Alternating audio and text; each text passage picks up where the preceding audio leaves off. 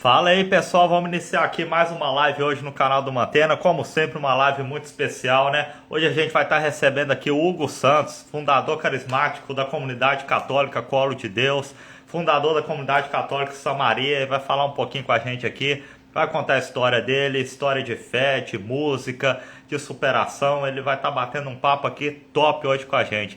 Hugo Santos aqui, semana que vem tá para ver uma live top aí também, aguardem que eu vou estar divulgando ela, beleza? O Hugo já entrou aqui, vou te convidar, viu, Hugo, pra gente começar a bater esse papo aqui super legal. Obrigado pro pessoal que já tá entrando aí na live também. Vamos ver se vai rolar direitinho. Esse Instagram hoje não vai, tá bom. Fala, Hugo, tudo tranquilo? Fala aí, meu irmão, tudo bem? Tudo bem? Tô te vendo direitinho aqui, tô te ouvindo, você tá me vendo aí também? Tranquilo. Top demais, que bom que deu certo. Hugo, obrigado, viu? Obrigado por esse tempo aí, viu? Que você está dedicando pro meu canal. Para mim é uma honra aqui estar fazendo essa live com você, beleza? Tamo junto, cara. Queria que você falasse um pouquinho, Hugo, da sua história, né? Sua história, assim, religiosa, como começou, né? Como foi seu primeiro encontro com Deus, né? Quem te proporcionou isso? Fala um pouquinho desse início aí pra gente. Então, eu sou de berço evangélico. A minha mãe era católica, mas minha família toda é evangélica por parte de pai, né? Da Assembleia de Deus e da Igreja Batista. E durante toda a minha juventude eu participei da igreja dos meus primos lá, né? Porque a gente acabava participando todo mundo junto. Então, para mim sempre foi uma alegria muito grande estar na igreja. Mas a minha ideia sobre igreja, de fato, assim, era a igreja evangélica, não a igreja católica. Mas de tanto minha mãe insistir, né, cara, comigo para ir para a igreja e tal, e a igreja católica em si, eu acabei indo num dia e aí fui tocado, né, por Deus numa Santa Missa na hora do abraço da paz. E ali começou a minha caminhada dentro da Igreja Católica, né? E de fato, assim, a partir dali eu conheci a Renovação Carismática, e aí conheci as novas comunidades, participei durante um tempo, mas ainda estava naquele, né, meio cá, meio lá. E aí eu fiz o Crisma, e aí no Crisma eu acabei me decidindo pela Igreja Católica. Mas, na verdade, a minha decisão de verdade pela Igreja foi a partir da leitura de dois livros. Porque minha mãe era professora e eu gostava muito de ler, né? Então, a partir da leitura de dois livros, eu tomei a decisão de ser católico, né? Os dois livros eram o Tratado da Verdadeira Devoção, a Santíssima Virgem, e o Glórias de Maria, de Santo Afonso Maria de Ligório. Então, a partir do momento que eu li esses livros, aí eu tomei a decisão de ser católico em si. Mas essa decisão só foi tomada mesmo depois que eu fui para um retiro na Canção Nova. E aí, no momento de adoração lá, eu fui profundamente tocado pelo Espírito, né? E ali eu tomei a decisão de assumir essa identidade católica. Eu não costumo dizer que eu me converti ao catolicismo, até algumas vezes até falei, usei esse termo, mas eu hoje entendo que é uma forma errada de se usar esse termo, porque eu sempre fui criado dentro da igreja, né? A minha mãe católica me colocou na catequese, eu participava da missa quando era pequeno. Então, na verdade, eu sempre fui católico, fui batizado, fiz primeira comunhão. Mas, na minha adolescência e na minha juventude, eu escolhi estar na igreja evangélica mais por causa dos meus primos, né? Porque a gente tinha família lá, então eu participava mais na igreja evangélica do que na igreja católica. Mas eu hoje consigo perceber que assim, meu coração sempre foi católico desde o início. Minha avó, muito devota de São Miguel Arcanjo. Minha mãe, muito devota de Nossa Senhora, né? Então, eu hoje acredito de que meu coração já era católico e eu só tomei a decisão de assumir um lado, né? Porque eu precisava assumir um lugar. E aí eu assumi e hoje estamos aqui. E a sua formação musical, ela veio lá da igreja evangélica ou iniciou também na Isso. católica ou veio fora da Não. igreja? Na verdade, a minha formação católica veio do mundão, né? Eu sou do rock, cara, do berço do rock carioca. Fui criado no meio da música. Meu pai era líder de escola de samba. Ele Sim. era percussionista e ele tocava violão. Então, eu vivia na boemia carioca com meu pai, vivia na boemia indo para tudo que é lado com meu pai, e sempre fui enfiado nesse meio musical, né? E aí eu comecei a aprender música com rock, né? Inspirado pelo meu pai, que era apaixonado por Roberto Carlos. Na época do meu pai era o top do top, inclusive o Roberto Carlos era considerado rock, né? Que coisa. E aí, a partir desse ponto, eu comecei a investir mais em música, e aí acabei indo para a igreja evangélica mesmo. E lá na igreja evangélica eu aprendi mais, né, cara? Porque a igreja evangélica, eles investem muito nisso, né? Então eu acabei aprendendo mais, é, aprendendo muita coisa lá dentro, a cantar, a tocar, ministrar, pregar, foi tudo dentro da igreja evangélica. E aí, quando eu me converti à igreja católica, eu decidi que eu não ia mais tocar no mundo, não ia tocar mais nenhum outro tipo de música, mas só música católica mesmo. Consagrei meu violão, consagrei minha voz, né, e decidi investir pesado nisso aí. Cara, fala um pouquinho sobre as comunidades, né? Você vem da comunidade Glória de Deus, né? Hoje está na comunidade Samaria, né? Fala um pouquinho como que surgiu, né, no seu coração, assim, como que veio a questão de fundar, né, essas comunidades. É, eu nunca quis fundar comunidade nenhuma, já começa por aí, né? O que eu queria era criar um ambiente de santidade para que a minha filha pudesse crescer, né, dentro de um ambiente santo. Porque eu morava no Rio de Janeiro e morava na favela, né? Então era muito difícil, né? Todos os meus amigos morreram no tráfico, Sim. né? Os meus melhores amigos viraram donos de boca de fumo e se perderam. E era muito difícil, cara. No Rio de Janeiro, na minha época, era muito difícil. E eu tive a minha filha tinha 1 ano, e eu, com esse espírito missionário da igreja evangélica, porque na igreja evangélica eu fazia muita missão, eu vi, cara, que eu precisava criar um espaço para minha filha crescer, né? E Uhum. aí eu comecei a fazer pequenos grupos de oração nas casas para poder rezar e tal, e dar à minha filha esse suporte, né, espiritual, para que ela pudesse crescer de forma sadia. E aí isso cresceu de forma incontrolável. Assim. Chegou um tempo que a gente precisou organizar, e aí se tornou uma comunidade. Em primeiro lugar, a gente chamou de Missão Católica, era uma Missão Católica Ramin. Depois virou Comunidade Colo de Deus, né? E aí depois virou Comunidade Samaria. As pessoas me perguntam se eu fundei 2 comunidades. Eu não fundei 2 comunidades. Eu fundei uma comunidade só, né? A comunidade hoje se chama Comunidade Samaria. Ah, Hugo, mas e a Colo de Deus? Você fundou? Eu comecei a Colo de Deus, né? Mas eles não são a obra que eu fundei mais, né? Eles são uma outra coisa que eu não sei porque eu não estou lá, né? E eles guiam de uma forma completamente diferente daquilo que eu sempre sonhei. Eles são um movimento agora, eles não são uma comunidade. E eu não sei o que eles são, na verdade, mas eles são. Eu hoje consigo enxergar assim, né? Eles são um fruto do meu carisma. É como se fosse assim, no meio do meu caminhar, no meio do meu caminho, eu fui plantando árvores, né? E várias árvores foram nascendo. A Colo de Deus é uma delas, né? É uma das árvores que eu plantei e está lá, né? Seguindo o caminho deles. Então, a comunidade que eu fundei é a comunidade Samaria, que eu hoje chamo Samaria. Não sei se vai se chamar Samaria para sempre, mas ela é a comunidade que eu fundei, é o carisma que eu fundei, né?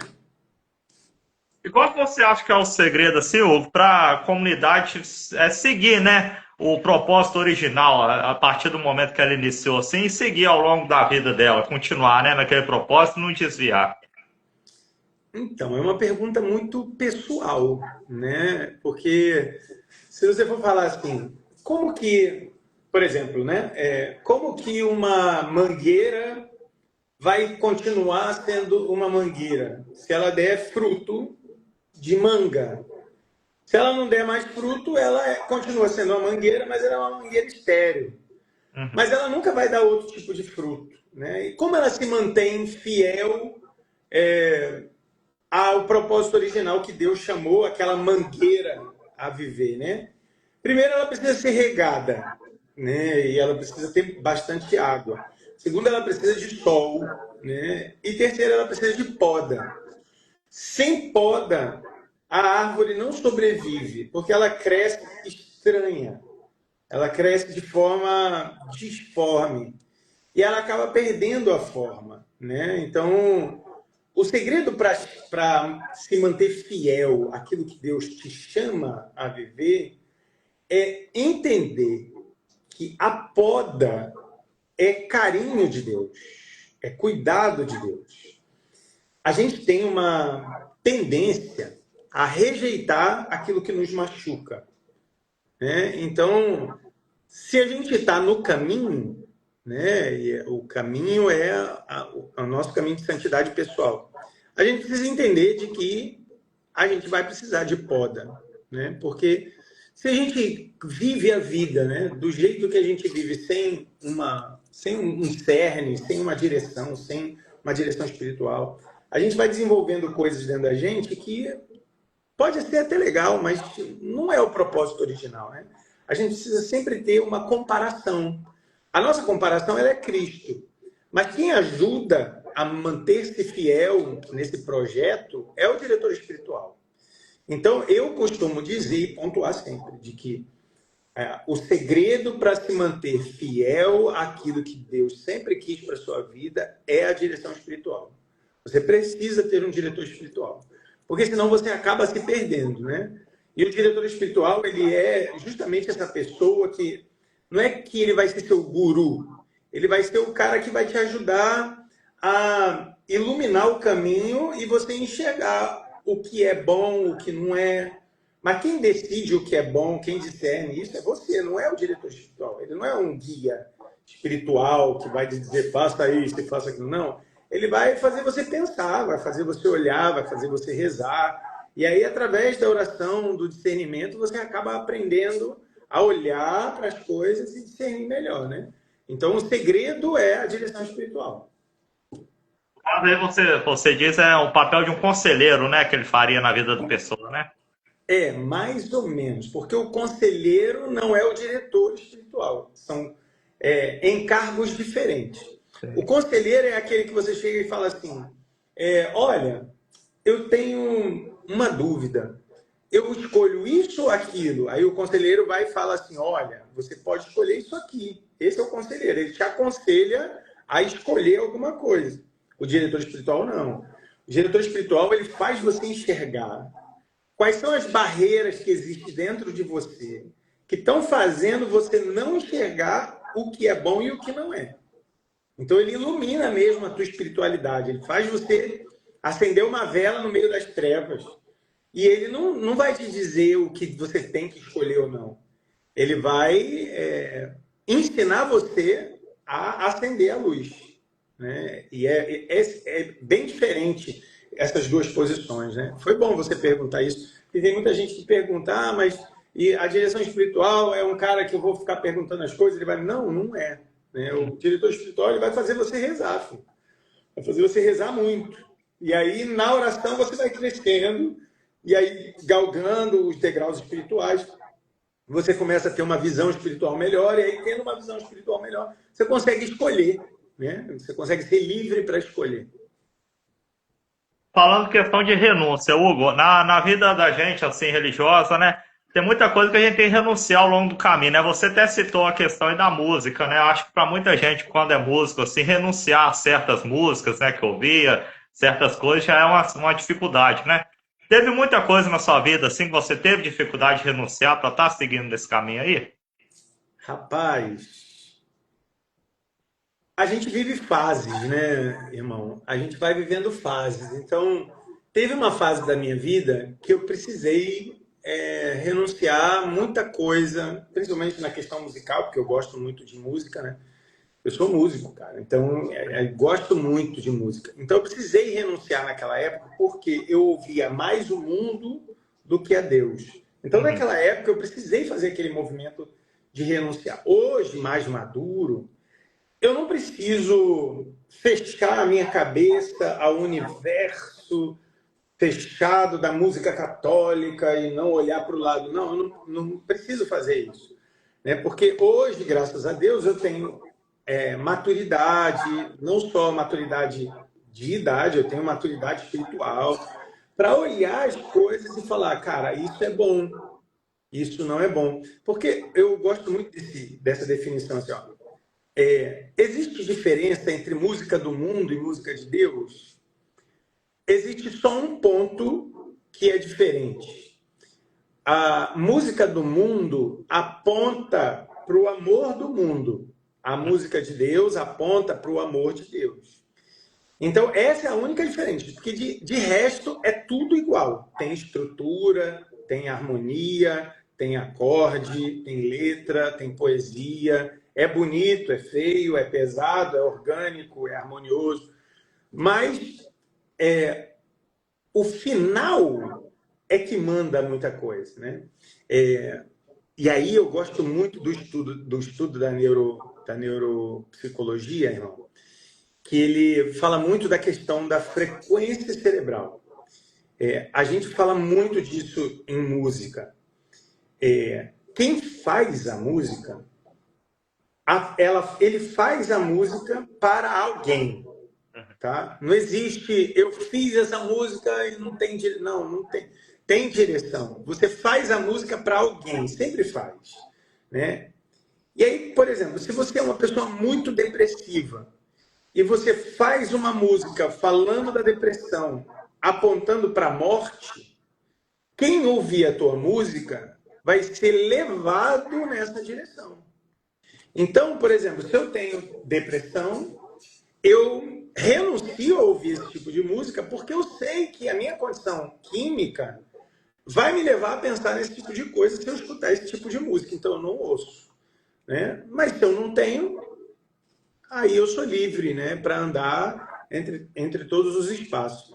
Mas eu sempre aconselho, principalmente aos jovens, né, que eu formo sobre música e tal, eu sempre aconselho o seguinte: você precisa conhecer os seus limites. E o mais importante é você saber que o maior alimento que você precisa comer sempre tem que ser o divino. Nunca pode ser o humano. Porque quanto mais você se alimenta da palavra, mais de Deus você se torna. Quanto mais do mundo você se alimenta, mais do mundo você se torna. E aí a Bíblia nos pede que nós sejamos homens e mulheres espirituais. Se eu quero ser um homem espiritual, eu tenho que beber e comer das coisas do Espírito. Se eu quero ser um homem secular, um homem mundano, então eu como e bebo das coisas do mundo. Mas a gente sabe que o mundo, ele anda de mão dada com o diabo e o pecado. São três, é uma trindade do mal ali, né? O mundo, o pecado e o diabo, eles andam de mão dada.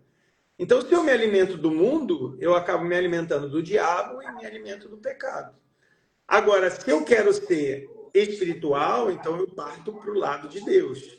Então, eu aconselho sempre a parar de escutar as músicas seculares. Porque, graças a Deus, hoje a gente tem bastante diversidade de música católica, né? A gente tem muita coisa boa, irmão. Muita coisa boa. A gente tem muita música boa. Internacional, nacional. A gente tem muita coisa. Então, eu não preciso mais, né? Hoje, não preciso mais escutar o ritmo que eu gosto no mundo, porque eu tenho isso dentro da igreja, cantando as coisas que eu quero ouvir, que são as coisas de Deus. Então, eu consigo abrir mão das coisas do mundo, renunciar às coisas do mundo, porque eu tenho agora aqui as coisas de Deus me servindo coisa boa, sem eu me preocupar com aquilo que eu estou ouvindo, se aquilo é ruim ou não, né? Porque quando você ouve música do mundo, você tem que estar extremamente ligado na letra. E muita gente, por exemplo, canta música americana, não sabe nem o que está cantando. Né? Está cantando música lá que falando sobre sexo, falando sobre o diabo, falando sobre morte. E você acha legal porque o ritmo é legal, mas você não sabe o que você está cantando. Né? E como eu acredito muito de que aquilo que eu falo acaba me ajudando a me tornar aquilo que eu sou, se eu canto muita música sobre sexualidade, eu me torno um homem sexualizado. né? Então eu preciso evitar essas coisas e me concentrar nas coisas de Deus, beber das coisas de Deus, comer das coisas de Deus, para que eu me torne cada vez mais um homem cheio do Espírito, para que as palavras que saem da minha boca sejam cheias do Espírito e não cheias da carne, né? Isso é um assunto muito bom, irmão, muito bom. Até surgiu uma pergunta, que quando a questão da mensagem da música, né? Você, quando está compondo assim, acredito que vem uma mensagem central que você quer passar através da música, né? Vem Sempre. aquela preocupação para você, assim, do público, às vezes, distorcer aquela mensagem chegar de um jeito diferente. Tem essa preocupação, sim, em você? Eu não tenho, porque o que eu canto é a minha história, né? E a minha história ela é mergulhada na Bíblia. Então, eu não tenho essa preocupação, né? A minha única preocupação quando eu escrevo uma música é se ela tem heresia ou não, se ela é coerente com a palavra de Deus, né? Porque não adianta eu compor uma música sobre a minha vida se aquilo que eu estou cantando é contra aquilo que eu creio, né? Então, eu preciso estar muito ligado nisso. Nossa Senhora é a mãe de Deus, mas ela não é deusa. Então, eu não posso dizer que Nossa Senhora é uma deusa, né? Então, eu tenho que estar muito ligado. Eu vou lançar agora, dia 1º de agosto, um álbum novo chamado Mãe de Deus, que tem 13 músicas marianas, assim. E são 13 músicas mergulhadas na teologia mariana. Uhum. São extremamente pensadas e desenhadas para falar sobre Nossa Senhora sem cruzar o limite da heresia, né? Então, eu me preocupo muito com isso, né? De falar das coisas de Deus sem cometer erros teológicos. Porque eu acho que quem escreve de música católica, né, precisa ter essa preocupação. Mas quanto à distorção das pessoas, aí não tenho, eu não tenho como controlar o que a pessoa acha. E aí, falando de psicologia, né, toda semente é boa, né? Toda semente é boa, falando na parábola da semente, do semeador lá, né? Porque a semente é a palavra de Deus. O que vai dar fruto ou não é onde ela cai. Então, de repente, a pessoa tem um coração muito machucado, né? Um coração muito pesado. E aí ouve aquela palavra, ouve aquela coisa e não vai receber bem. E eu cheguei à conclusão de que quem fala mal de tudo, né? E quem fala bem, fala bem. Então, é indiferente. Top. Quero agradecer o pessoal que está entrando, viu? Depois a live vai estar na íntegra lá no canal do YouTube, vou estar postando lá. Hugo, outro assunto que eu vi até você falando numa entrevista, questão de divórcio, né? Você já teve essa experiência na sua vida. Qual conselho, assim, você dá para uma pessoa, né, que está vivendo um casamento ali difícil, né, doente, e tem muita pressão na questão do casamento? A pessoa às vezes pensa que ela tem que ficar presa naquilo ali por causa da questão dos olhos da igreja, né? Pro divórcio mesmo. Qual conselho que você dá, assim, para a pessoa que está passando por isso? Então,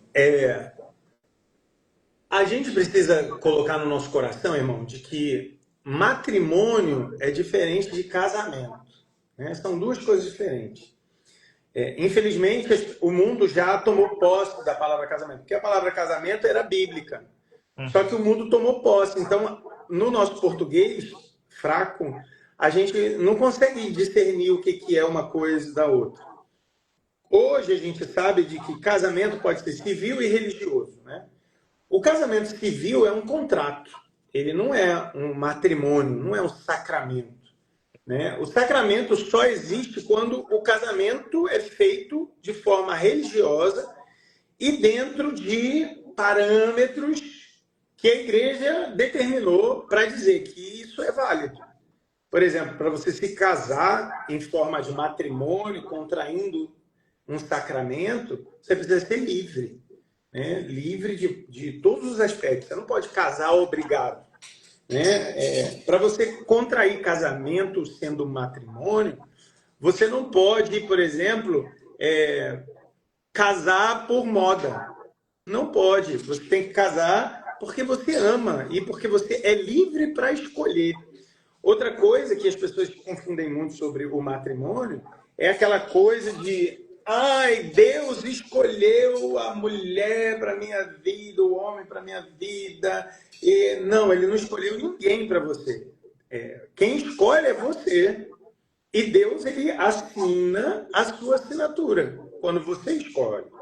Então não existe essa coisa de predestinação. Ah, eu nasci para fulano de tal. Não, não existe isso. Você encontrou aquela pessoa no seu caminho, descobriu nela características que isso vai agregar na sua vida. Vocês passaram um tempo, se conheceram e discerniram de que são as pessoas prontas para construir uma vida juntos, e aí vocês escolheram um ao outro, e aí vão para a igreja e se casam, e é até que a morte os separe. E aí aqui é o ponto. Se é matrimônio, irmão, tem que ser até a morte os separe. Tem que ser. Mesmo que haja dificuldades, mesmo que haja problemas.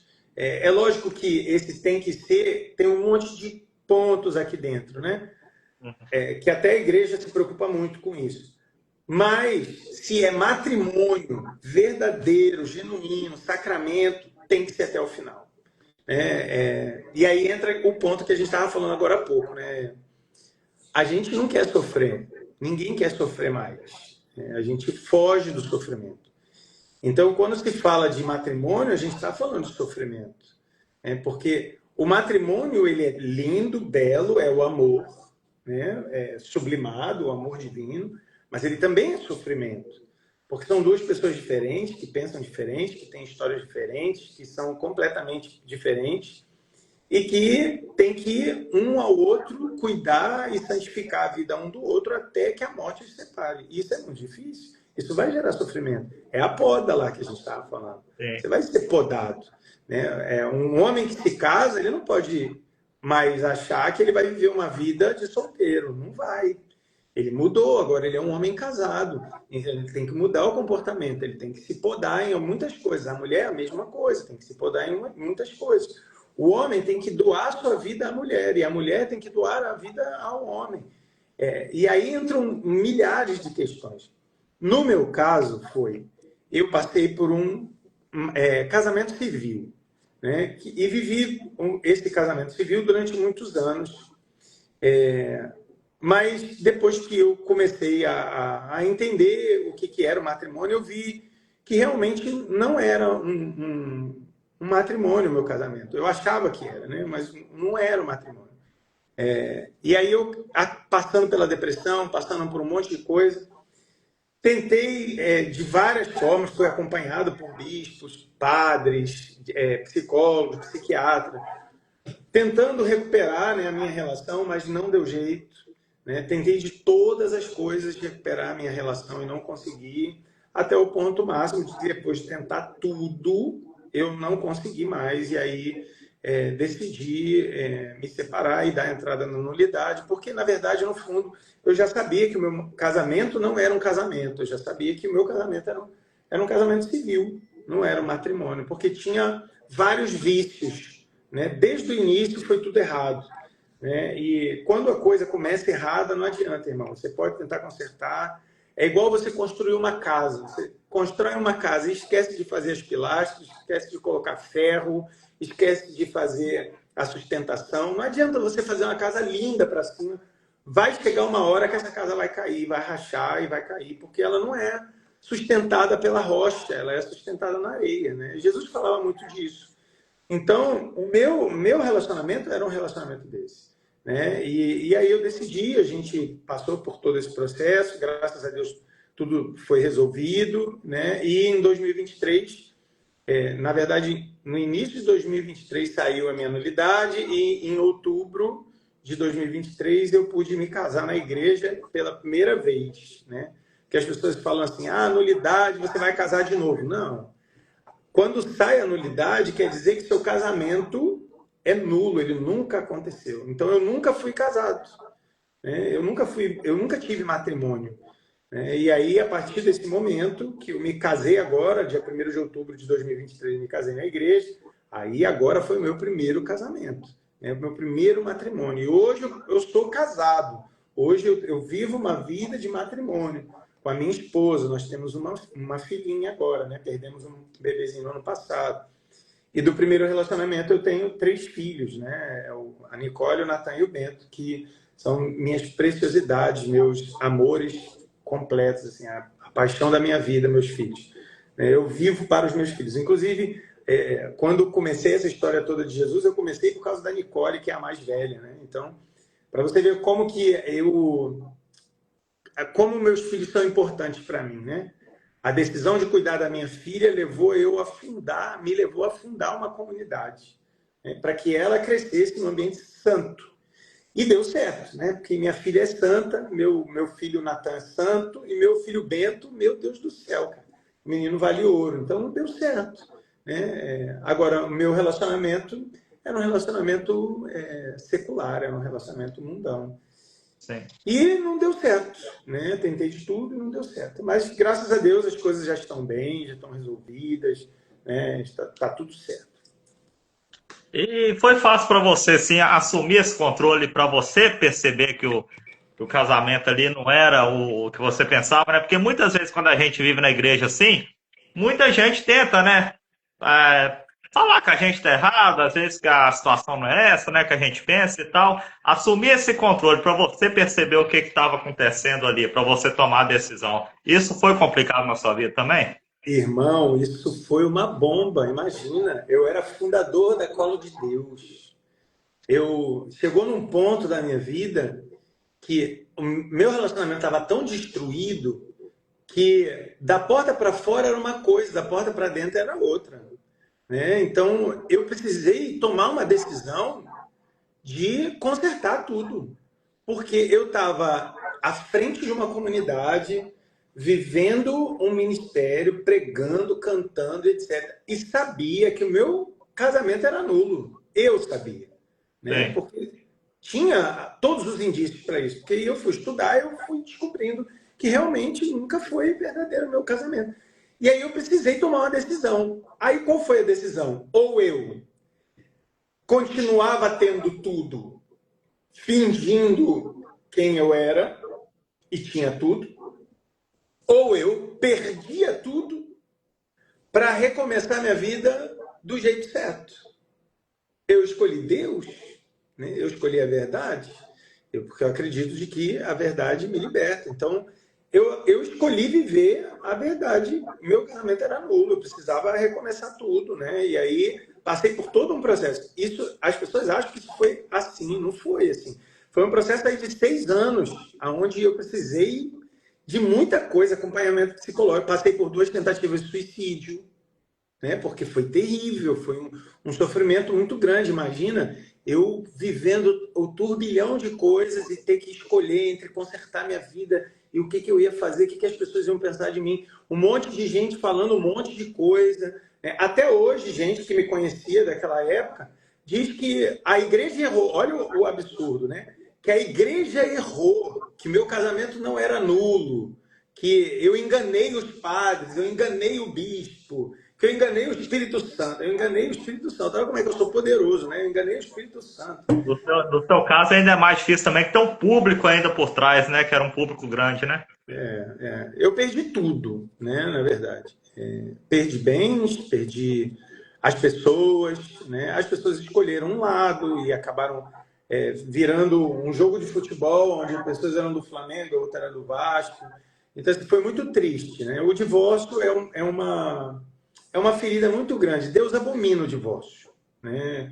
Então, eu não recomendo isso para ninguém. E eu sempre aconselho, né? Sempre aconselho e sempre aconselhei de que as pessoas, quando vão tomar a decisão de se casar, saibam muito bem o que estão fazendo, né? Não caiam na fantasia de achar de que é bonito. Não, não é bonito, não. É uma coisa séria. O matrimônio é uma coisa muito séria. E a igreja considera isso tão sério que ela tem um processo de revisão de vida para constatar se isso é verdadeiro ou não.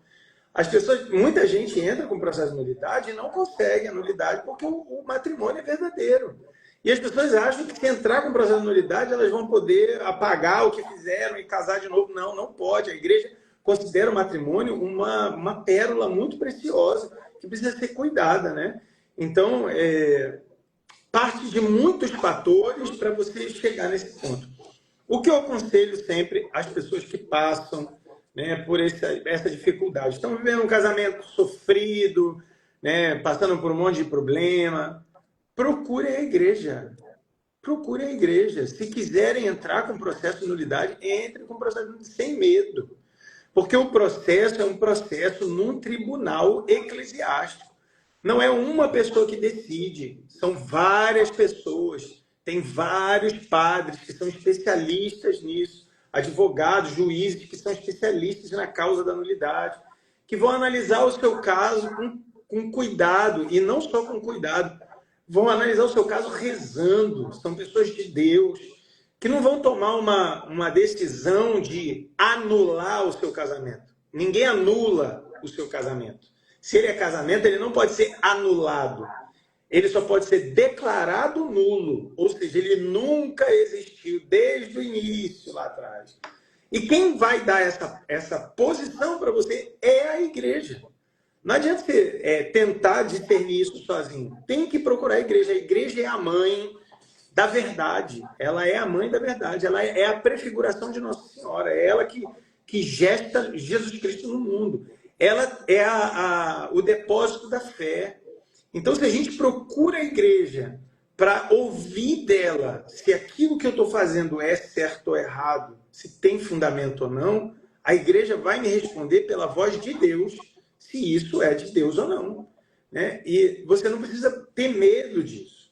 Né? E se, por exemplo, eu estou tendo problema no meu casamento, entrei com processo de nulidade, ou fui ouvir um padre, e o padre disse, não, seu casamento é verdadeiro, tem que aguentar. Né? Se você corre risco de vida, aí existem várias ferramentas que a igreja usa, por exemplo, para poder garantir a sua vida. Por exemplo, se num relacionamento é matrimônio, mas existe risco de vida para um dos dois naquela relação, eles não podem mais viver juntos, então eles se separam, mas eles não se divorciam, porque não existe divórcio na igreja católica.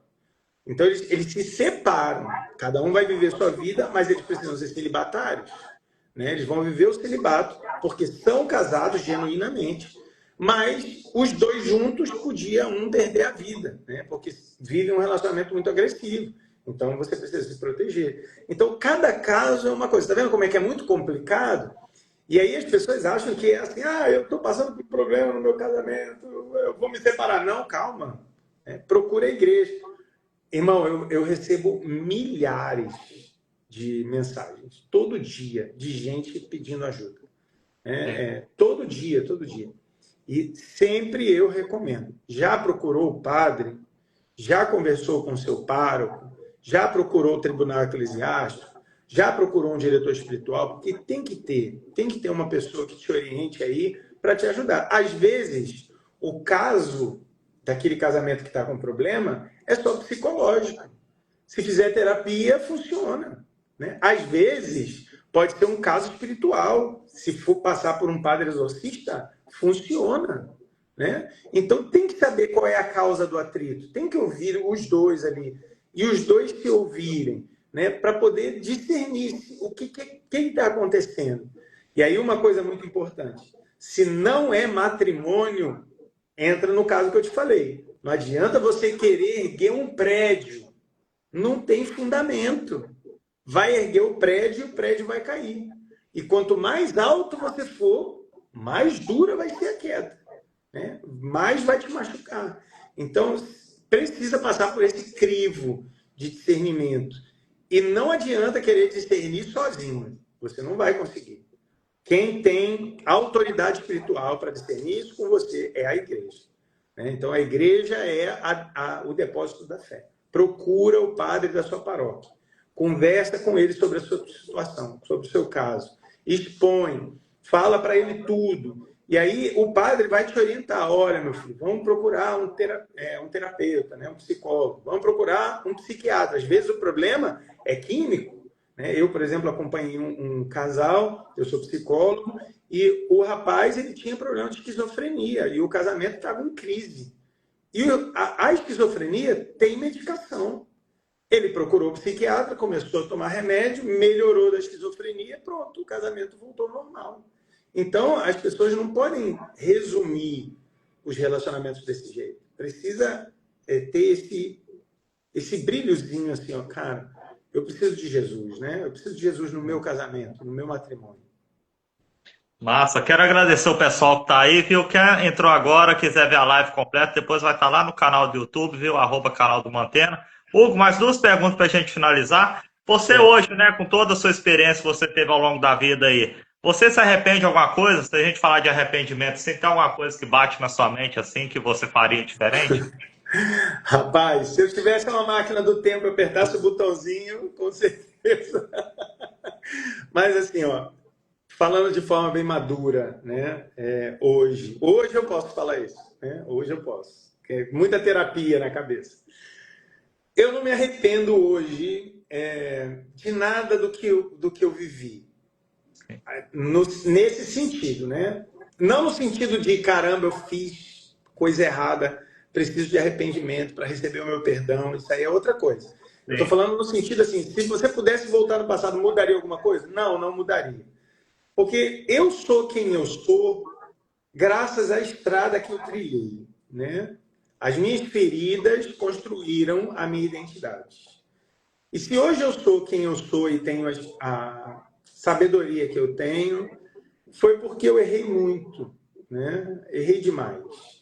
E soube corrigir o caminho, né? Cheguei ao ponto da minha vida que eu precisava tomar uma decisão e escolher o melhor caminho, né? E graças a Deus eu tive amigos, eu tive padres, eu tive bispos, bons, excelentes diretores espirituais que eu tive. Inclusive um deles foi o próprio Dom Henrique Soares, né, que cuidou de mim numa fase terrível da minha vida, né, o bispo. E graças a esses homens de Deus, eu estou aqui hoje, né? Mas estou aqui hoje chumbado, né? Lascado, com as costas calejadas, o joelho todo ferido, né? A alma destruída. Mas é bem a música que eu canto, né? Tá destruída, mas eu sou a tua casa, né? Então hoje eu vivo desse jeito, assim. Eu sei que se eu tivesse a sabedoria que eu tenho hoje e voltasse no passado, eu não faria muita coisa que eu fiz, né? Sim. Mas lá no passado, eu não tinha a sabedoria que eu tenho hoje, porque foi graças aos erros que eu consegui essa sabedoria. Então eu não condeno o Hugo do passado, né? Eu acolho ele, porque sinceramente, irmão, eu penso e eu tenho essa certeza muito forte dentro de mim, eu dei tudo que eu tinha. Tudo que eu escolhi, mesmo sendo errado, foi a melhor escolha que eu pude dar naquele tempo. Uhum. E não foi suficiente, né? Porque a vida é assim. A gente nunca é suficiente, nunca vai ser suficiente. E a gente precisa fazer as pazes com essa insuficiência, com essa imperfeição. Porque se a gente sabe que a gente é insuficiente mesmo, se a gente sabe que a gente não vai ser suficiente para escolher sempre o que é o melhor, a gente sempre vai ser uma pessoa em crescimento. Agora, a partir do momento que você acha que você é suficiente, você começa a construir dentro de você o pecado da soberba e do orgulho. E esse é o pecado, o único, que te tira do céu. O único que não tem jeito. E aí tem uma santa que eu esqueci o nome, mas ela diz assim que no céu existem todos os tipos de pecadores, menos os orgulhosos. E no inferno existem todos os tipos de santos, menos os humildes. Então, a humildade é saber que você sempre vai ser insuficiente. E o orgulho é você achar de que você é o cara e que não tem mais nada para aprender. A gente tem sempre o que quer aprender, né? E eu tenho certeza de que daqui a algum tempo eu vou olhar para as minhas atitudes de hoje e vou falar assim, nossa, cara, que burro. Né? Eu podia escolher outras coisas. Mas é porque é o melhor que eu posso dar hoje. Uhum. Né?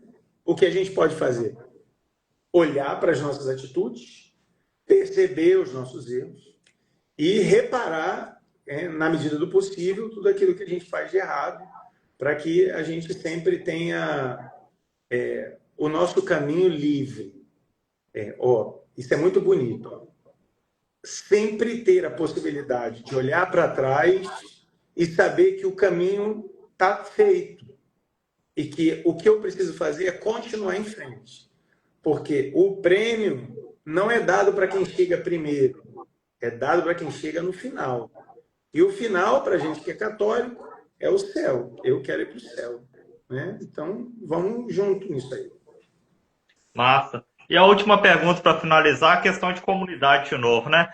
O que que você orienta, assim, a criação de uma comunidade com certeza tem muita dificuldade também, né? Até a parte burocrática também. O que que você orienta, assim, para uma pessoa, um jovem, hoje está pensando, né, em começar a criar uma comunidade aí? Não crie. Não caia nessa furada. Isso é cilada, Bino. É... Mas assim, ó, não pense em fundar comunidade, né? Se você está pensando em fundar comunidade, não pensa mais. Tire isso da sua cabeça. Você acha, assim, que todo mundo que vai criar uma comunidade tem que ter nele, assim, a essência de um líder também? Ou se não tiver isso, ele consegue dominar, consegue mesmo assim criar e manter, né, seguindo? O que é uma comunidade? Eu acho que tem que partir desse princípio, né? O que é uma comunidade? São pessoas que querem a mesma coisa e que vivem de forma comum, Sim. se juntam, querem ter o mesmo estilo de vida. Isso é uma Uhum. comunidade. Sim. Então, assim, pensar em fundar uma comunidade é prepotência demais. Né? Você pensar em fundar uma comunidade, não, eu vou fundar uma comunidade, é ser muito prepotente de achar que você pode criar um estilo de vida. Uhum. Esse estilo de vida ele precisa ser natural, porque quem cria uma comunidade é o Espírito Santo. Ó, teologicamente, a missão do Espírito é a comunhão. Essa é a missão do Espírito Santo. Gerar igreja, gerar agrupamento, né? O Espírito é o que une, é o que agrega, que traz para dentro. Então, se eu, por exemplo, sou um homem espiritual e vivo de forma espiritual e falo das coisas espirituais, naturalmente as pessoas vão chegar. Porque se eu vivo de forma espiritual, falo das coisas espirituais, as pessoas ouvem o Espírito que sai da minha boca, reconhecem que esse Espírito é o Espírito Santo e que eles querem viver isso também. E aí, naturalmente, eles vão se agregar, porque quem agrega, congrega, é o Espírito de Deus. E aí, daqui a algum tempo, vocês vivendo isso, daqui a algum tempo vocês vão prestar atenção de que vocês vivem uma coisa comum. O que é? O jeito de rezar, o jeito de falar, o jeito de pregar. A gente é bem parecido, né? Pois é, a gente parece demais. Pois é. Então, isso é uma comunidade. Né? Nasceu uma comunidade e você nem sentiu. Agora, se você pensa em fundar uma comunidade, aí é muita prepotência. Porque aí você já tem que pensar no nome, pensar na logo, pensar na forma, pensar no estilo de vida, pensar... E aí você vai desenhando uma coisa que está no teu coração e às vezes não é nem isso que Deus quer. Uhum. E aí não dá certo. Eu conheço vários que começaram desse jeito e hoje nem existem mais, nem na igreja estão mais. Né? São comunidades fake. Comunidades que começam a partir da vontade de um homem e nasce por vaidade e fecha por vaidade. Não tem jeito. Né? Mas quando a coisa é de Deus, ela aparece naturalmente, cresce naturalmente e floresce naturalmente. Né? E você nem sabe, é como diz a palavra, né? Você nem sabe nem de onde vem, nem para onde vai, você só ouve o ruído. Assim. É coisa do Espírito mesmo. Entendeu? Então, se você que está assistindo essa live pensa em fundar uma comunidade, dispense. Né? Para de pensar nisso. Vai viver sua vida, vai rezar seu rosário, vai servir a Deus, vai servir na sua paróquia, vai ser feliz, vai namorar, ou então viver a vida celibatária. E deixa Deus fazer. Se é o projeto de Deus, você fundar uma comunidade, Deus ele vai fazer com que pessoas apareçam e comecem a te seguir, porque não existe comunidade sem fundador, e fundador sem seguidor não existe. Né? Para existir uma comunidade de carisma, precisa ter uma pessoa onde Deus adiciona aquele chamado. E essa pessoa, primeira, ela é tão carismática que aquilo que está dentro dela não fica dentro dela e começa a se espalhar. E as pessoas começam a entender de que aquele lugar é um lugar comum. Qual o lugar? O coração daquela pessoa. Porque o coração daquela pessoa é o fundador, é o lugar, a fundadora, né? É o lugar onde Deus colocou o primeiro chamado. E aí, um fundador tem seguidores. Se o fundador não tem seguidores, não é uma comunidade. Já começa por aí. Se tem seguidores e não tem um líder, não é uma comunidade. Porque não existe comunidade sem essa hierarquia. Não existe isso. Muitas pessoas acham que minha comunidade não tem fundador. Tem sim. É só você sentar e rezar que você vai ver que Deus vai apontar quem é. Quem é o líder? Né? O líder é aquele que todo mundo segue naturalmente. Sim. É o que não faz força para dar ordem. Né? Não dá ordens, mas dá a ordem. Ou seja, ordenar as coisas. Esse é o fundador. Né? E todo mundo imita o fundador. Todo mundo quer ser igual ao fundador. É natural isso. Todo mundo quer rezar igual a ele, falar igual a ele, cantar igual a ele. Esse é o fundador, a fundadora. E, irmão, naturalmente essas coisas vão acontecendo. Ninguém é forçado a seguir ninguém. Se você é forçado a seguir alguém, não é comunidade, porque não existe liberdade. E o Espírito, ele é o Espírito da comunhão em liberdade. Se não existe liberdade, não existe comunidade. Né? E qual que é o maior peso assim que você acha que um líder de uma comunidade recarrega dentro dela? Porque muitas vezes é igual você falou, né? O líder, ele não vai se autoproclamar líder, né? Ele vai virando aos poucos, né? As pessoas que vão transformando ele no líder, né? Isso. E pode ser que ele não está preparado para essa carga, né? Nunca vai estar, nunca vai estar. Nenhum fundador vai estar preparado para ser. Não existe uma cartilha de como ser fundador. Não existe um modelo de fundador, não existe isso. Até porque cada comunidade é de um jeito, então cada fundador é de um jeito. Né? Jung, ele falava que cada ser humano é um universo diferente. Se cada ser humano é um universo, imagina os fundadores. Né? Os fundadores são pessoas complicadas, difíceis, são desorganizados, né? São sonhadores. Fundadores, eles são estranhos, eles chamam a atenção, eles incomodam. Né? Então, a maior dificuldade do fundador é ele aceitar que ele é uma pessoa difícil. E a maior dificuldade de um fundador fundando uma comunidade é ele descobrir que ele não é suficiente, né? E de que Deus só colocou nele a primeira chama, mas ele precisa de mais gente. Né? E não só precisa de mais gente para a comunidade, ele precisa de mais gente para ele. Né? Porque o fundador, sendo o primeiro, ele é o mais imperfeito.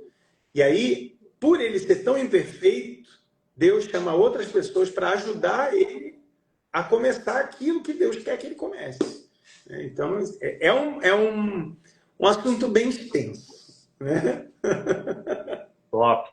Hugo, obrigado, viu? Quer passar alguma coisa, passar alguma rede? Aqui o pessoal tá vendo, né? Mas como eu vou pôr lá no YouTube, passa também no Instagram aí, fica à vontade, que o espaço aí é todo seu. Tá. Dia 1º de agosto agora, a gente vai começar um movimento muito bonito, que já tem dado certo, mas a gente vai oficializar esse movimento, que é o movimento dos cenáculos marianos para as famílias, né? Que são pequenos grupos de terços que vão rezar os terços nas casas, espalhados pelo mundo inteiro. Então, a gente está lançando um modelo, vai ter um PDF para pessoas, tudo de graça, você não paga nada. Para fomentar mesmo esses pequenos grupos a crescerem, para as famílias voltarem a rezar o terço em família, para ter esse vínculo da igreja em casa, que na minha época lá, pequenininho, que lembra que eu falei que eu vivia em berço evangélico, mas minha mãe era católica. Minha mãe fazia o terço em casa, né? E chamava os vizinhos todos, a minha avó rezava, e tinha água benta, e minha avó jogava água benta em todo mundo, chamava o padre. Então, eu quero trazer de volta esse costume, né? Que aqui no Nordeste tem muito, tá? Aqui, eu moro em Recife hoje, aqui tem muito disso. Esse costume de rezar o terço em família. Uma vez por semana, reunir a sua família em volta da mesa, rezar o rosário, né? Tem uma forma de... E uma vez por mês a gente se juntar na igreja, fazer uma adoração com o Santíssimo Sacramento, para juntar todas as famílias que estão rezando o terço. Então, a gente vai lançar esse movimento agora, dia 1º de agosto, né? Então, fica ligado aí nas programações que a gente vai lançar. No dia 1º de agosto também lança o álbum novo, que é o Mãe de Deus, que são 13 músicas marianas que estão, nossa, fantástico, irmão. Só música linda, maravilhosa, assim, que realmente me emocionou muito gravar esse álbum. Eu tenho uma ligação muito grande com Nossa Senhora e eu tenho certeza que quem é mariano vai amar o álbum inteiro. Massa demais. Tudo é divulgado no seu Instagram, é Hugo Samaria, né? @Hugo Samaria. E da comunidade, qual que é o Instagram? Somos Samaria. Beleza, vou estar colocando na descrição do vídeo também. Obrigado, viu? Aprendi muito com você. Inclusive, hoje eu vi no seu Instagram, parece que você vai estar em Governador Valadares também, né? Isso, dia Governador 8. Valadares é aqui pertinho da minha cidade, aqui, Oh, quase vai lá me visitar, pertinho, então. pertinho assim, 2 horas, né? De Vai carro. lá, cara, vai lá pra gente Bom, tirar uma foto. De repente a gente faz um vídeo lá na hora. top, eu vou fazer um esforço para estar lá. Hoje eu vi, descobri, me interessei muito, vou estar lá, com certeza, viu? Obrigado, Valeu, aprendi muito com você. Obrigado a todo mundo que acompanhou a live. Quem não viu tudo vai estar disponível lá no YouTube, beleza? Tamo junto. Boa noite, viu? Saúde Um para você e abraço, cara. sucesso aí. É.